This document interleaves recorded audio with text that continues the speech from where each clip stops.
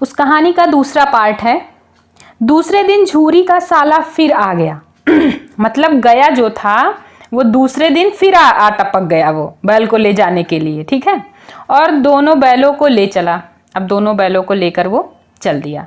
अब कि उसने दोनों को गाड़ी में जोता, गाड़ी में जोता, दोनों बैलों को गाड़ी में लगाया। मतलब 2-4 बार मोती ने गाड़ी को सड़क की खाई में गिराना चाहा। मतलब मोती जो था वो, मतलब इन दोनों में जो मोती, हीरा और मोती थे ना, वो हीरा, मोती थोड़ा अड़ियल टाइप का था और हीरा था कि वो संभाल लेता था हर चीज़, ठीक है।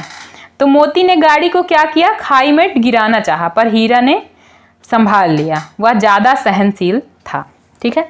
संध्या समय घर पहुंचकर उसने दोनों को मोटी रस्सियों से बांधा और कल की शरारत का मजा चखाया। मतलब जो कल वो लोग भाग गए थे, इतनी मेहनत से बेचारा लेके आया और ये दोनों भाग निकल लिए, उसीलिए वो मोटी मोटी रस्सियों से उन्हें बांध दिया और कल के लिए क्या है, मजा चखाया कि अब भैया भाग के दिखाओ, अब देखते हैं तुम्हारी शक्ति कितनी है। फिर वही सूखा भूसा डाल दिया गया, फिर वही सूखा भूसा डाल दिया गया कि अब लो यही खाओ। अपने दोनों बैलों को खली चूनी सब कुछ दी। मतलब जो गया के बैल थे उन्हें खली भूसी चूनी चोकर सब कुछ दिया गया, उन्हें मिलाकर अच्छे से, लेकिन इन दोनों को वही खाना दिया गया।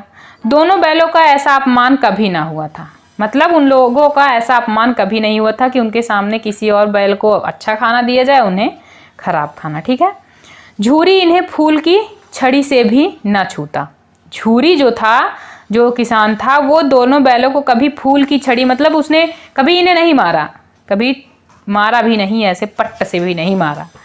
उसकी टिटकार पर दोनों उड़ने लगते थे। मतलब एक बार झूरी बोल दे या कुछ हाँ हूँ कर दे, उस पे ही दोनों उड़ने लगते थे।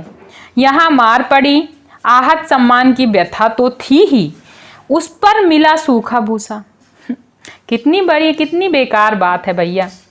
मतलब मार भी खाई, ठीक है, और ठेस भी, अपमान भी हुआ और उस पर मिला, खाने को भी सूखा भूसा मिला।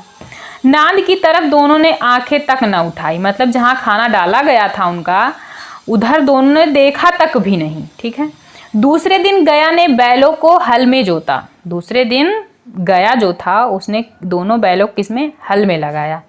पर इन दोनों ने जैसे पाँव ना उठाने की कसम खा ली थी।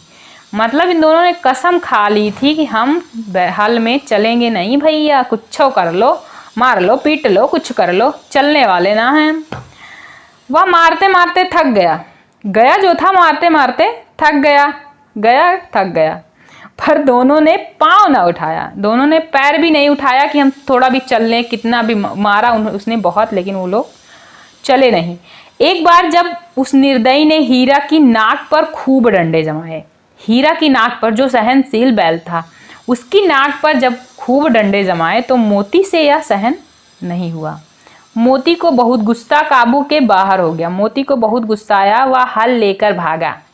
हल लेकर भागा, हल, रस्सी, जुआ, जोत सब टूट टाट कर बराबर हो गए। मतलब वो एक तरफ भागा, हीरा को तो मारा था उसने नाक पे, हीरा भागा नहीं, लेकिन मोती क्या था, दोनों बंधे थे एक दूसरे से, क्योंकि जुआ जो होता है वो ऐसा लगाया जाता है ना दोनों की गर्दन पे, वो बंधे रहते हैं।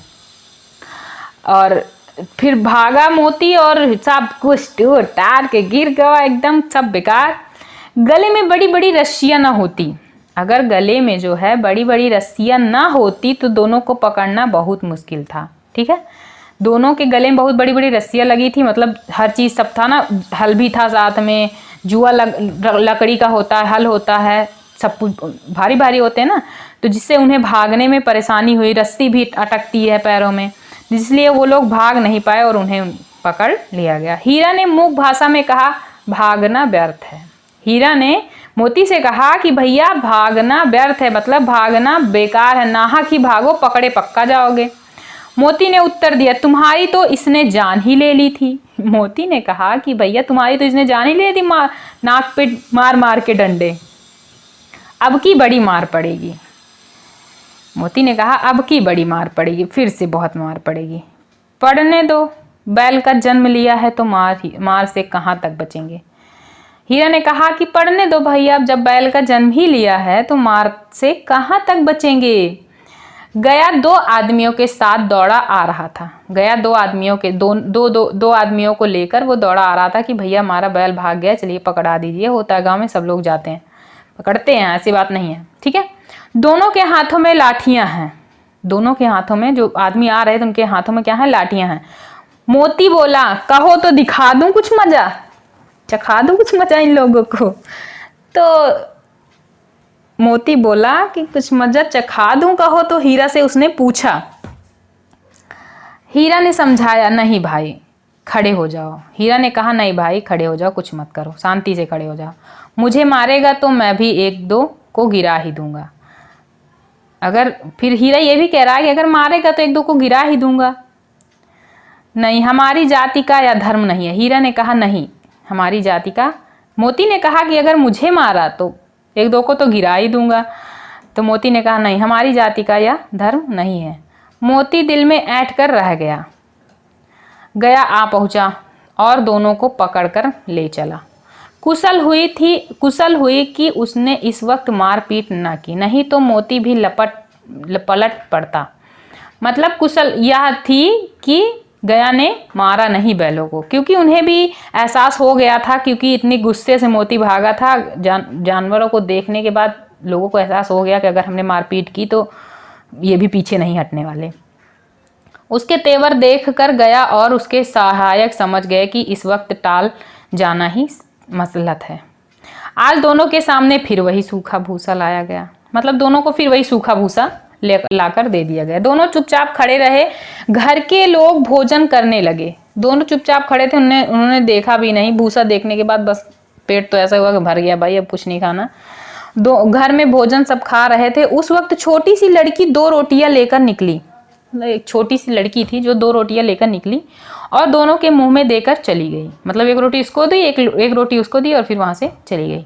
उस एक रोटी से इनकी भूख तो क्या शांत होती, पर दोनों के हृदय को मानो भोजन मिल गया हो। मतलब होता नहीं मन की तृप्ति, वही चीज कि बेशक उन्हें पेट भरकर भूसा ना मिला हो, लेकिन वो एक एक रोटी ना उनके मन को, मतलब उनकी मन की शांति हो गई।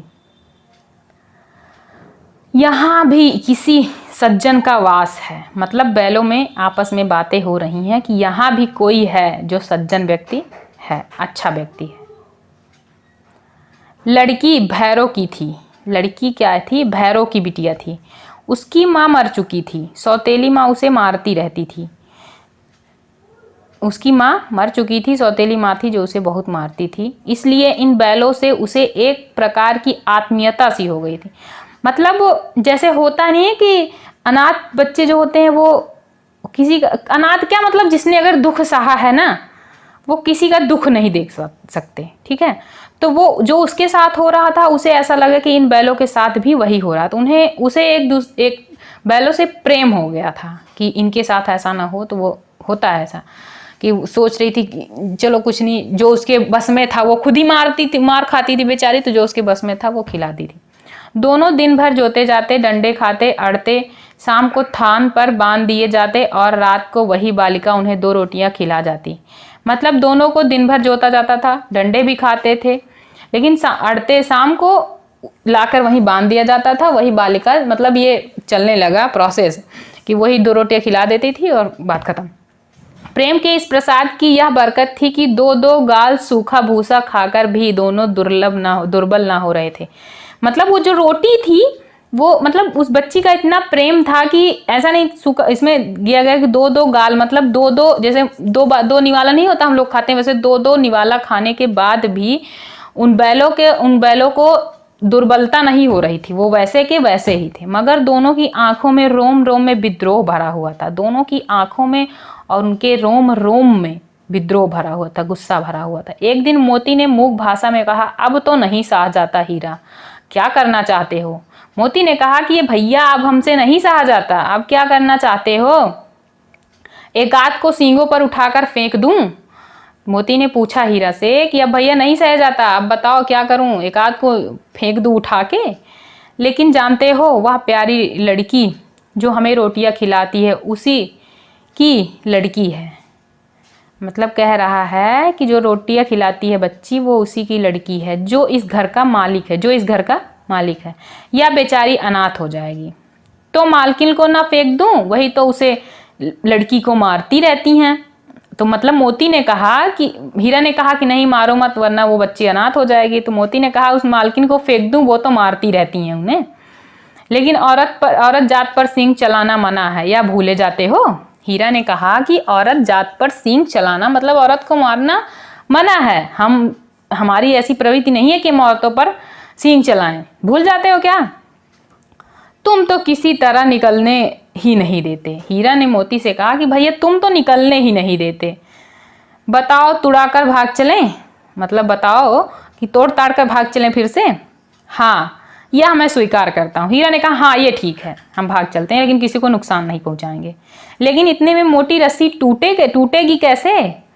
लेकिन फिर सोचने लगे दोनों, एक दूसरे से बातें करने लगे कि इतनी मोटी रस्सी भैया हम नहीं तोड़ सकते, एक तो खाना ठीक से मिलता नहीं, इतनी मोटी रस्सी लगा दिया गया, कैसे तोड़ेंगे हम, तो कैसे टूटेगी, ये सोचने लगे दोनों, एक दूसरे से बात करने लगे। इसका एक उपाय है, पहले रस्सी को थोड़ा थोड़ा चबा लो, फिर एक झटके में टूट जाएगी। मतलब उन्होंने विचार किया कि पहले क्या करेंगे, हम लोग रस्सी को चबा लेंगे, उसके बाद झटका मारेंगे और ये टूट जाएगी।